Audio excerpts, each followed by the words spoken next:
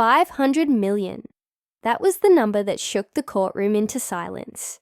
The fine, handed down to Jasmine Crockett by Judge Thomas, was meant to be crushing.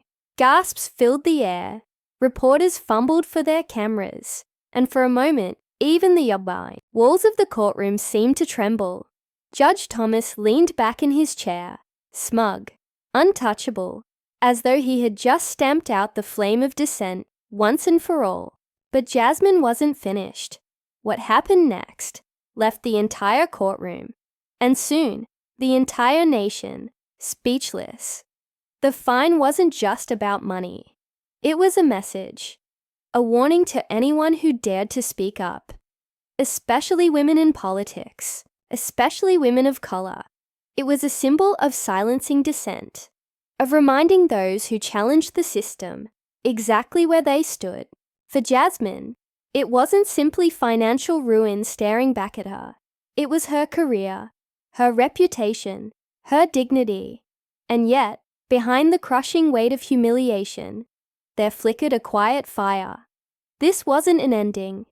It was only the beginning. To understand the stakes, you need to understand the man behind the gavel. Judge Thomas wasn't just any judge. For years, he carried himself as if the law were his personal weapon, wielded not to uphold justice, but to enforce fear. His record was riddled with questionable rulings that always seemed to benefit the powerful and punish the vulnerable. He dined with political elites, nodded along in backroom deals, and publicly preached about upholding the Constitution, while privately bending it to protect his allies. His arrogance was legendary. His hypocrisy undeniable. He silenced lawyers mid-sentence, mocked defendants who pleaded for fairness, and hid behind the robe of authority like a shield. In his courtroom, dignity was a privilege, not a right. But what Thomas never expected was that someone like Jasmine Crockett would step into his world and refuse to bow. Jasmine's story began far from marble courtrooms and political spotlights. Born into struggle, she carried with her the weight of sacrifice. Her rise to Congress wasn't gifted. It was earned through grit, late nights, and endless battles for her community. She was known for her fire, for speaking truth when others stayed silent, for putting people over politics. Her service wasn't about headlines. It was about real lives. Mothers working double shifts, children without access to healthcare, families clinging to hope. Every speech she gave, every stand she took, came from that place of lived struggle. And yet, even as her career rose, so too did the sacrifices. Time away from family, attacks from critics, endless battles against a system designed to wear her down. But still, she stood. So when Judge Thomas slammed down that fine, she didn't just hear numbers. She heard the echo of every voice that had ever been silenced. And instead of breaking, she rose. In the courtroom, as cameras flashed, she objected. Not timidly, not cautiously, but with the fiery clarity that had carried her this far. Every time she spoke, Thomas interrupted, mocking her, smirking at the audacity of a woman daring to challenge his authority. The spectators shifted uncomfortably, the tension rising like a storm, until Jasmine leaned forward, calm and sharp, and asked a question that flipped the courtroom upside down. Her voice was steady, her words deliberate. She didn't shout, she didn't rage. Instead, she began to dismantle him piece by piece. She pulled from his own rulings, his own words, exposing contradictions so glaring the room froze. She reminded the court of decisions where he had bent the law to serve elites, of the double standards he applied to silence dissent. Each point landed like a hammer strike, calm but devastating. The crowd couldn't help but react. Gasps, murmurs, rising applause that Thomas tried desperately to silence. His face, once smug, now twitched with unease. He leaned forward, barked interruptions, but each time Jasmine returned sharper, clearer, stronger. And then came the moment. She paused, let the silence stretch, and said, 500 million may silence one woman, but it cannot silence the truth. The courtroom erupted. Reporters shot to their feet. Spectators clapped. Even those who feared Thomas could no longer contain their voices. And there he sat, rattled for the first time. His robe no longer a shield, but a reminder of his own fragility. Jasmine had done more than defend herself. She had shifted the ground beneath him. Outside the courthouse, the world caught fire. Hashtags exploded across social media. Crockett vs. Thomas, ditching truth in court. Stand with Jasmine. Her words became viral. Clips, remixed into TikToks, dissected on late-night television, chanted at rallies. Memes compared Judge Thomas to toppled tyrants, while protesters raised signs declaring, "You can't find the truth." Within hours, headlines transformed. What began as Crockett fined 500 buys became Thomas exposed. Politicians scrambled to weigh in. Activists declared her their champion. And for the first time in years, Judge Thomas felt the weight of scrutiny he had so easily imposed on others. But beyond the noise, the lesson was clear. This wasn't about money. It wasn't even about Jasmine alone.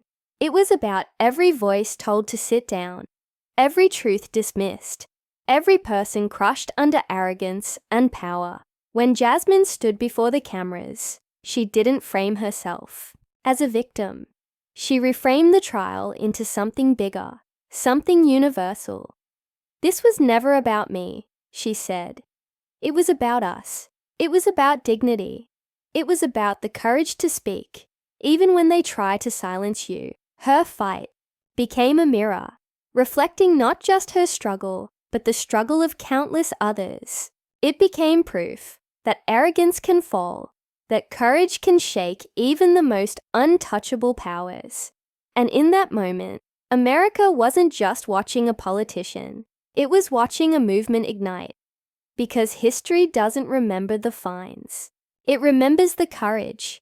Jasmine's stand reminded the world that dignity and truth are stronger than arrogance and corruption. That justice, no matter how delayed, can never be denied. And as the echoes of her words spread far beyond the courtroom, one truth rang louder than the rest.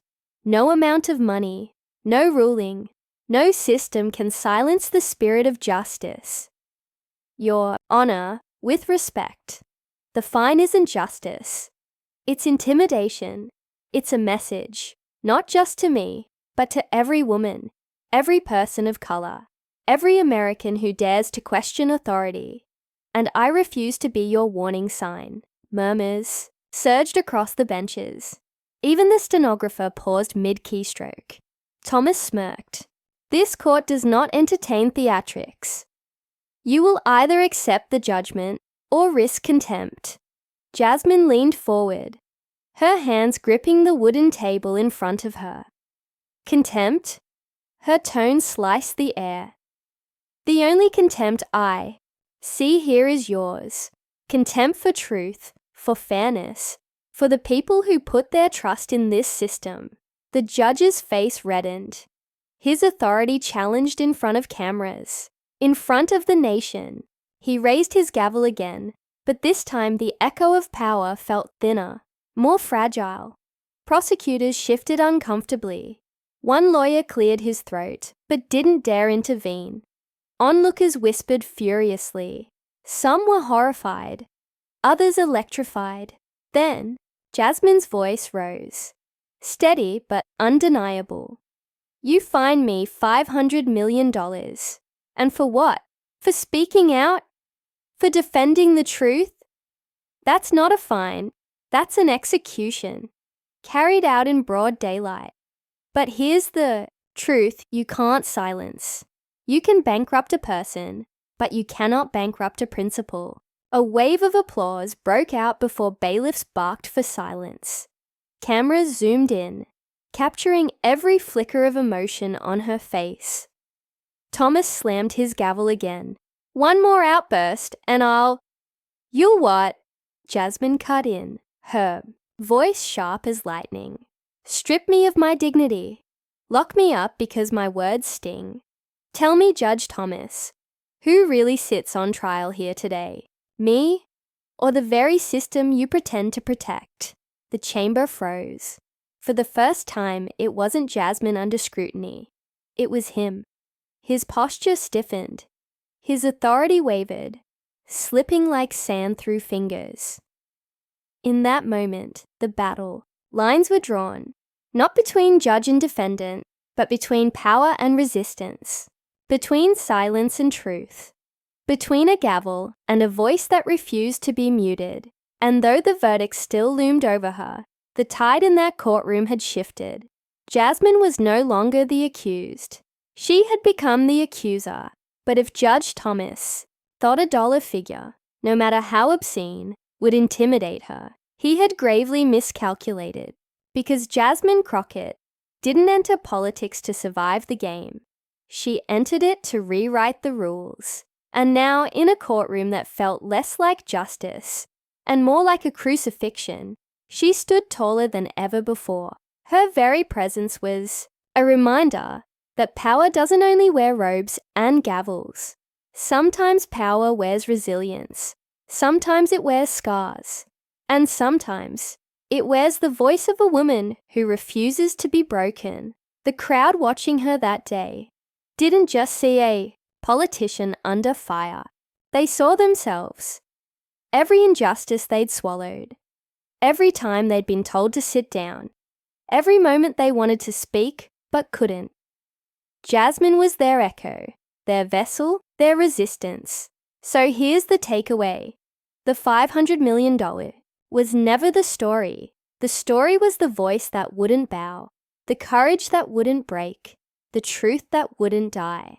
And if you believe in dignity over arrogance, in justice over corruption, in truth over lies, then you belong here. Subscribe to Trendverse YT, because every day we bring you stories where power is challenged, voices rise, and justice always finds its way.